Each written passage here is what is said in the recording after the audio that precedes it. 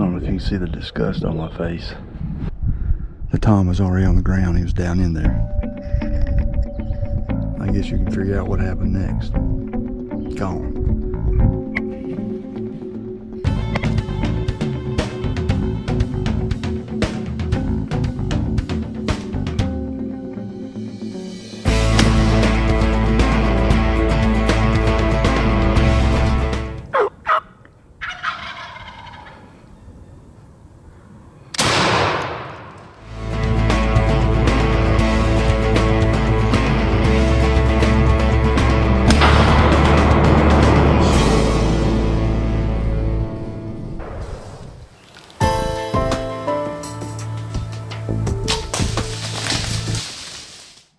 Okay, going in this afternoon, going in a little late.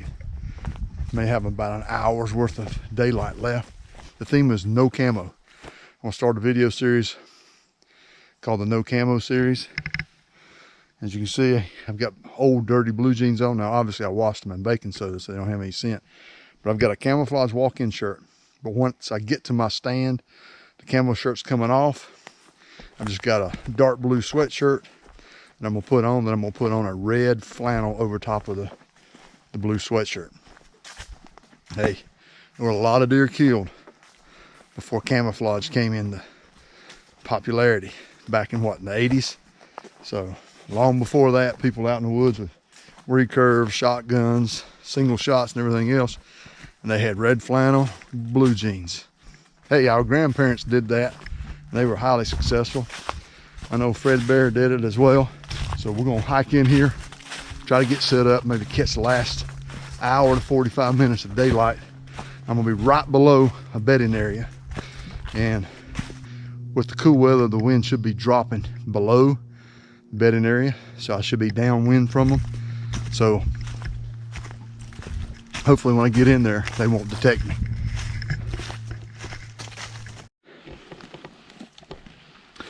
All right, made it up here. Got a little sweat equity going. I'm gonna go down here, refreshing this scrape. We'll see if any activity's been on it.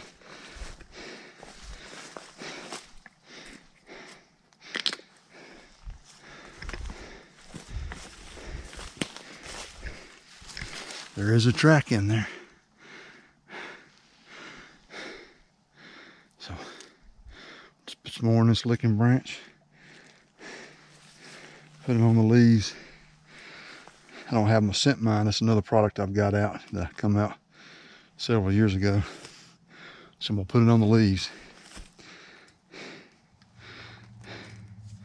Let's see what happens. Every time I come in here, I'm gonna refresh that scrape. All right, for our first hunt with no camo on, as you can see, I've still got my red flannel on. I got in here extremely late. I knew it was a gamble, but I've been in here before, and the last 30 minutes of daylight, you get something come through. So the apples are still dropping. It's a good sign. So we're gonna try to come in as early as we can in the morning, try to get set back up on this same tree, this same location, and hopefully we'll get a buck to come through. Not a buck, maybe a doe. Now this is public land. It takes about 45 minutes to hike in here. So it's a pretty good haul. So if I kill anything, then I'm gonna quarter it up and pack it out. Now I can do that in my state. All I have to do is punch my tag, and then call it in within 24 hours, and I'm good to go. So if you decide to try to quarter your deer up, make sure your state allows that. But anyway, we're gonna ease out of here. Didn't see anything. Now, the deer were moving. When I came up, I actually saw 4 deer while I was hiking up through here, and then another one blue coming in. So they were definitely moving this afternoon. Just wasn't able to take advantage of it. So we're gonna try to get back in here in the morning. I think the temperature is gonna be in the low 50s. Hopefully we'll have another still wind. If not, hopefully the wind will be coming out of the north. So I'll have to check that before I get up here. So we're gonna get down and ease on out of here.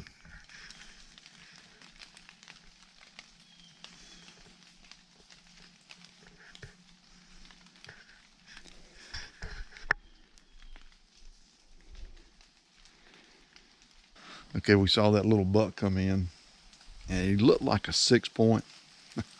I had another speed bump on this hunt. Came all the way up here, hiked all the way in the national forest. Had 2 does come in this morning, and I was going to shoot one of the does. Turned my 4K camera around, turned it on, hit the record button. It said insert card. So I forgot my card, so I had to put that one back in my backpacks, and then I was just left with my GoPro. So those 2 does eventually spooked, and they left. And then, hour and a half later, I turn around and look, and here comes this. It looked like a little 6-point. I couldn't tell. The tines weren't that long, but a small rack buck. Young deer. Once again, I'm gonna say somewhere between 6 months and a year and a half old. So not really anything I wanted to shoot, but I wanted to get some more video of him. He saw me move and he took off. If I had my other camera, I could have zoomed in on him. But the other thing too is, I got up here this morning, it's raining. I'm like, there was no forecast of rain anywhere. I got all my camera gear and I don't have any rain gear. So I had left my seat from the night before, which I didn't see any deer. I hunted here yesterday afternoon, didn't see any deer at all. And obviously when I got in here this morning, my seat's wet. So I had to pretty much stand the whole time, but I'm going to let you look around again. And I actually moved my stand down because that buck saw me. I don't know if you can tell, but that tree is loaded with apples. I'm in a little apple orchard, and the apples have hit this year, and they're just dropping all over.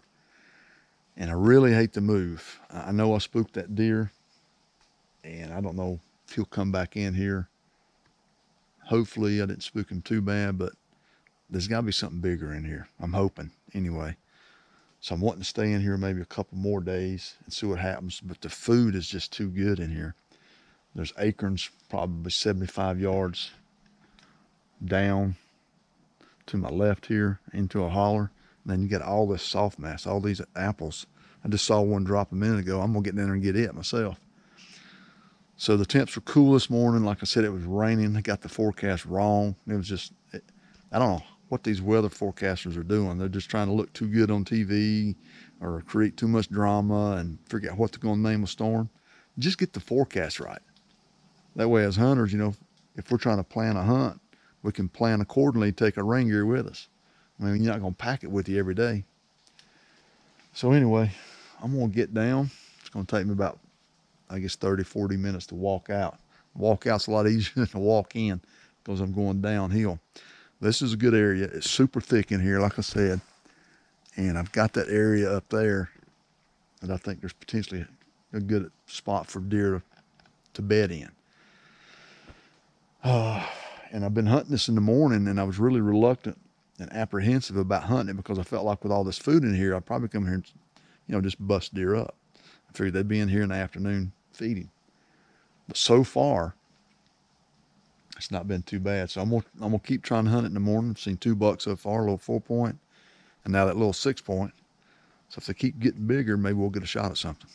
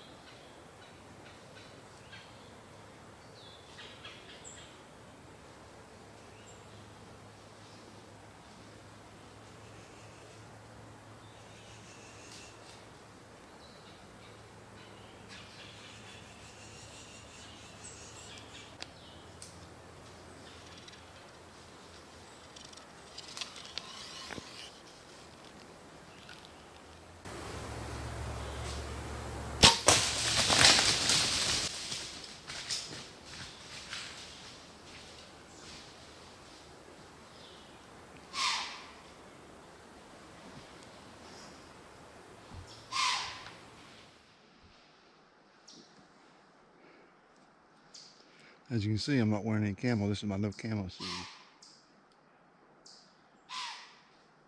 One's still blowing at me up there. These 3 does came around, fed through here, and I waited. I wanted to get a really close shot. Hopefully I got it on my other camera. That just goes to show you, you don't have to have camo. I've even got this multicolored toboggan on. It's been a grind. I've actually had some small bucks come in this year that I didn't want to shoot. I've had some small does come in this year I didn't want to shoot. That was one of the larger of the 2. A lot of times you got to be careful and not shoot. I've learned over the years, don't shoot a younger deer because it could be a button buck. So hopefully it's not a button buck. Hopefully it's a doe. But that looked more like the native series does that we've got around here. So hopefully from the shot, I actually aimed low. I'm glad I did because evidently I bumped my sight and was adjusted for the 20-yard, and that's probably a 10-yard shot. So I actually aimed really low and the shot hit high. So I'm a little concerned. Hopefully I got the top of the lungs. With the angle, I'm about 25 feet up. Hopefully with the angle, with that deer like that, I got the opposite side lung. So it's 10 till 9. So I'm gonna give it at least 30 minutes. But what I'll do is we'll get down. I'm gonna try to find my arrow. It was a complete pass through, blew right through it. So I'm gonna wait. Hopefully she's laying over there somewhere. But this is October 10th, I think. Our deer season started September 9th. So I've been out here hunting a month and I finally got a doe. And like I said, it was just one of those things, you know, got deer coming in, just the wrong kind of deer. And I actually had 2 come in the other night and I videoed them, but 2 yearlings, a really small doe.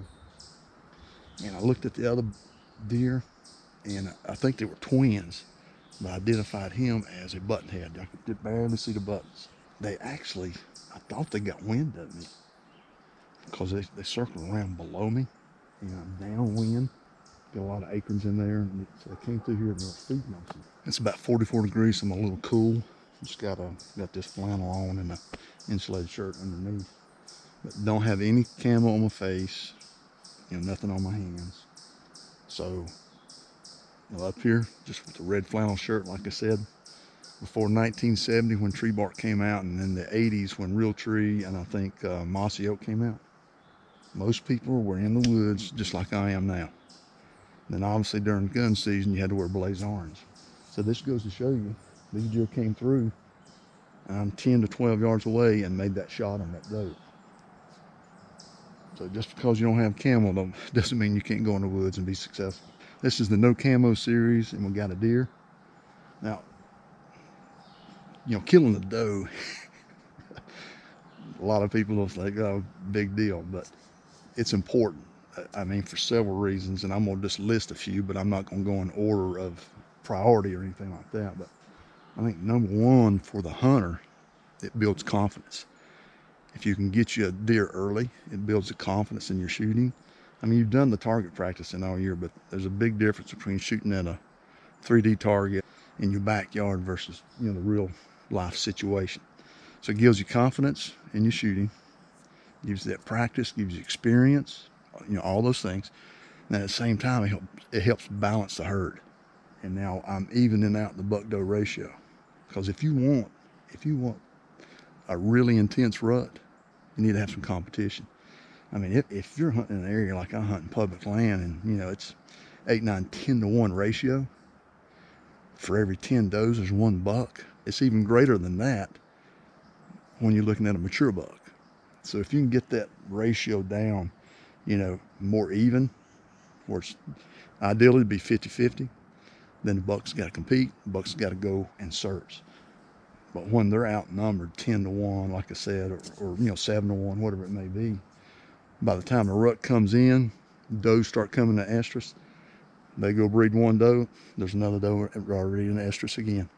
There's so many does that the bucks can just stay with the doe group and not have to run around. So it manages the herd also, like I said, and put some meat in the freezer. So we're gonna wait. It's 10 till 9 roughly. So it's about 9 o'clock now. So about 20 after, I'll pick up the trail. But what I want to do now is I want to get down and actually look at my arrow, try to find my arrow. But there's the arrow. Buried in the ground. No damage. I'm using the iron wheel. This is the S series. Bright red blood on here. So here's the arrow.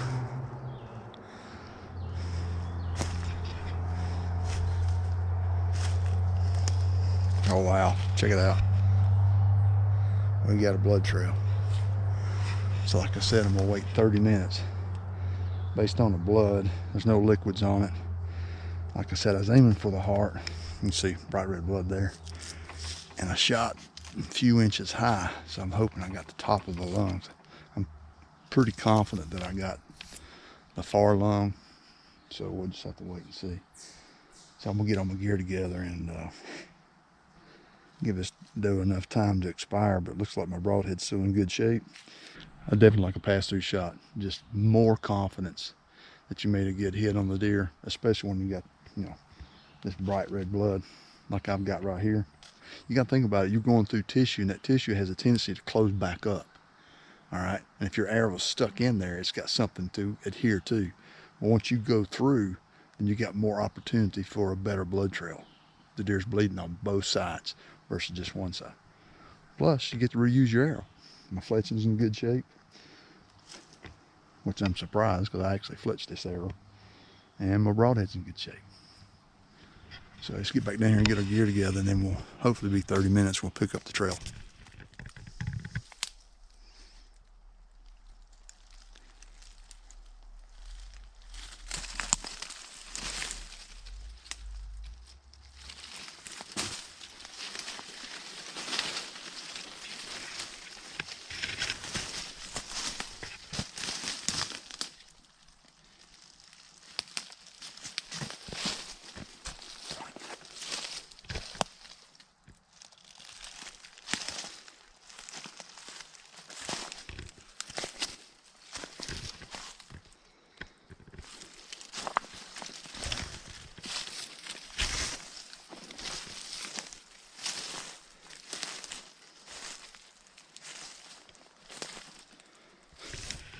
All right, there she is, and I'm going to estimate from the tree to here 70 yards probably. So these 3 deer came through. As you saw, there was a smaller antlerless deer above this one that I shot, so obviously that was a no shooter, and then the other one was smaller than this one, and this one got close enough where I could tell with a high confidence level that it was a doe. So we did good. Hey, finally got on the scoreboard too. Got a nice little drag here. So I actually dropped my bow off up there. So I'm gonna go back to where my bow is, take this backpack off, grab my rope, and pull her up there where I can get around to her. Hopefully when I get her to this ridge right over there, it'll be a lot easier to drag. Hey, the thing about it is, the old saying is, when the buck drops, the fun stops, or the work begins. Just take your time. I mean, don't get in a hurry, just enjoy it. Got some meat for the freezer, got some confidence now, and something for the mobile memory bank is double check your sight. I guess that's one of the advantages of having pins. If they're locked into place with a set screw or something, they don't move. And I actually had mine thumb screw loose, so that's something to remember for the next time. All right, we finally got on the board. It's already been a grind. Our deer season started in September. I think it was September the 9th. And, I saw a lot of deer. I saw several bucks, I think 3 bucks all together. See, 1, 2, 3, yeah, 3 bucks. Saw one of them twice, a spike, 4-point, then I saw a 6-point. So wasn't anything mature that I wanted to shoot. Then I saw several does, but the only ones that came in were the small yearlings. And I've learned over the past not to shoot those because sometimes you may accidentally shoot a button buck. So it took a while, but we finally got it done. And this doe came in this morning, and it's about 10 till 9. Well, they actually 3 of them came in, but one of them actually blew, and I got a little concerned. I thought, did they get wind of me? And I'm 25 to 30 feet in this chestnut oak over here, and I thought I was pretty safe. But then they just circled around, went all the way back up, made a big loop, and then they came back in. And as you can tell, I have no camo. This is my no camo series. It's one of those deals where before, like I said, before the 70s and 80s, when camo came into popularity and was developed for hunters, most people went out in red flannel, and they probably didn't know then what we know now. You know, everyone's eyes are made up of either rods or cones, and deers have more rods than they have cones. So long story short, they see light better than color, and red is one of the colors that they can't make out too well. So I decided, hey, I'm gonna do a series on just no camo. So I got blue jeans on and this red flannel, and like I said, I ranged from where my arrow was in the ground to my tree was 17 yards. So I had 3 deer come in, and I've been videoing deer for the last couple of weeks, no camo, and I haven't had any problems. The key is, and it's the same if you're wearing camo, is don't get detected, either sight, sound, or sense, a sense of smell. If you do that, you're gonna be okay. But anyway, she came in this morning with 2 other deer. I basically shot high, and I knew I did. That's the SRL. I followed the arrow, saw where it hit on the deer. I saw the hair separate, and I was like, uh-oh, I'm high. But I felt like I might have got the top lung on the near side. Well, it was so steep that it actually came out. You can see right here, it came out right in here. So I know I got the far side. I was pretty confident that I got the far side lung because of the steep angle. And fortunately I did. The blood trail was tremendous. She's only about 70 yards away, so it was a really easy find. I'm using an iron wheel. This is a fixed blade. I'm a big advocate of fixed blade. It's 150 grains. I'm also a big advocate of weight over speed, but you know, either way, as long as your shot's accurate, you're gonna kill deer. So we finally got a deer with her bow. It's one of those situations where you just gotta keep after it. Now, I'll be honest with you. I said, hey, you gotta stay positive. I was getting a little frustrated, let me tell you. I was starting to feel it just a little bit. So finally they came in this morning, and I waited. I said, no, there's a few limbs in the way. I want to wait till she gets in the clear. She got in the clear, and I drew. So I said, okay, I'm gonna shoot low, and then I shoot low anyway because of that reaction. You know, they're gonna try to drop. So I have to go back and watch the video to see if she did drop it all or not. But I'm glad I actually shot low because it turned out to be a really good shot. Great hunt. Now what I'm gonna do is I'm gonna do a separate video on how to quarter a deer up. I'm not even gonna haul this deer out. I mean, I'm on a little logging road where I have my property select cut. And I could just pick it up with my UTV, but I'm just gonna go ahead and quarter this deer up like I would if I was 1.5 miles deep in national forest, and then just pack her out. So stay tuned for the next video. So I hope you like this, and we'll see you next time.